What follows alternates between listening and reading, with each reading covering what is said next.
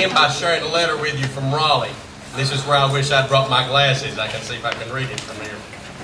Dear friends, on behalf of the state of North Carolina, it's a pleasure to offer warm greetings to everyone attending the grand opening and ribbon cutting ceremony of the new Yancey County Public Library. It is my privilege to welcome citizens to this special community event. The new Yancey County Public Library is part of a rich tradition dating back to the 1930s, when the Markle Handicraft School served citizens through its circulating library. Since that time, residents have come to count on the outstanding services provided by Yancey County's public library, including access for over the dawn of the 20th century. A group of devout Baptists fearful of the rampant spread of Calvinism, due to the fact that the Presbyterians had begun the Stanley McCormick School across town, decided to build a Baptist academy to save their children from the clutches of the predestined. The result was the Yancey Collegiate Institute, which was incorporated by the North Carolina legislature in February of 1903. Little did that group of folks know how much their project would impact the lives of Yancey County and its citizens. From its beginning in 1901, the group had set a goal of raising $3,000. A writer in the early 20s praised the school as having risen from those humble beginnings to be a school campus worth then an eyebrow-raising $50,000. Today, I'm proud to say the building that they dedicated all those years ago is a state-of-the-art library and technology center worth more than $3.5 million.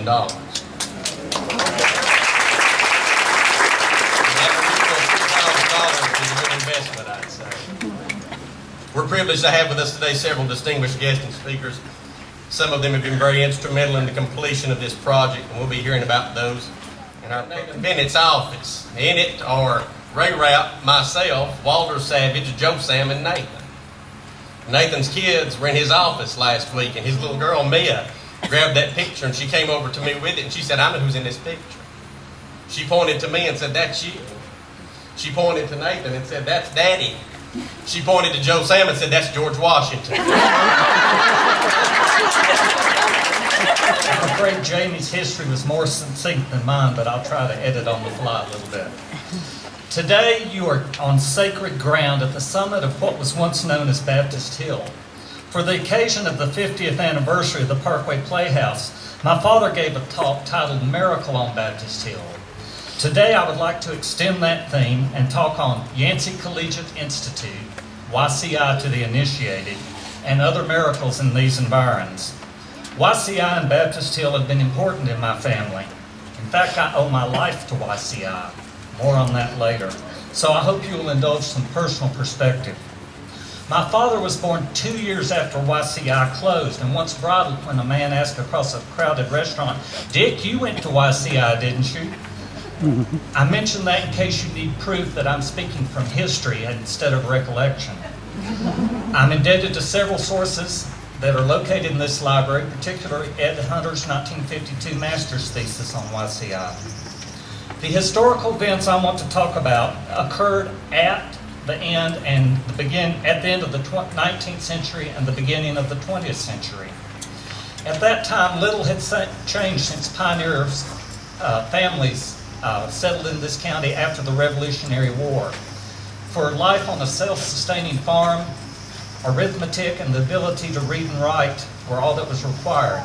And the educational needs at that time were met by public one-room school houses and communities that operated for only a couple of weeks every year.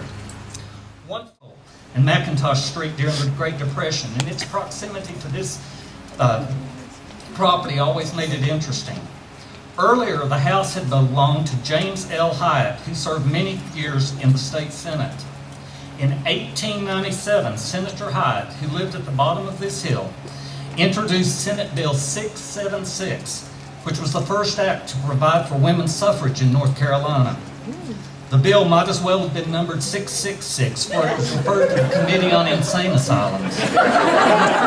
While it was a number of years before progressive political thought gave women the vote, the Baptist school in Yancey County was immediately successful. The first building was a Pebble Dash administrative building on this site, which also had classrooms. Initially, the school catered mostly to boys who lived nearby or those who could afford to board. In 1905, construction began on 2 dormitories. The girls' dormitory was named Watson Home to honor E.F. Watson, a local lawyer who's one of the school's greatest supporters. In 1907, the Annie Armstrong Annex was added on. Baptists don't need to be told who Annie Armstrong was. The Watson House stood due south of here and was torn down during the Depression when a public works program built the Rock Building that was initially a high school and now houses administration. In 1908, a second boys' dorm named Bennett Home was constructed on the corner of Green Mountain Drive and School Circle, where Herman and Charlotte Coe later built their house. And in 1914, the Brown Home for Boys was built across the street. It was named to honor Dr. A.E. Brown, superintendent of the Mountain School program of the Southern Baptist Convention, and it still stands. While money was always solicited to support YCI, just as Stanley McCormick was built with Presbyterian money aided by Eddie McCormick, the principal support from YCI was from the Home Mission Board of the Southern Baptist Convention. The curriculum grew with the school and was typical for its day. Latin was required every year, and at one time there were 5 years, the first of which was considered equivalent to a freshman year of college. In 1922, the school was awarded membership in the Southern Association of Colleges and Secondary Schools. And capacity reached its peak around 1921 when there were 350 students enrolled here, and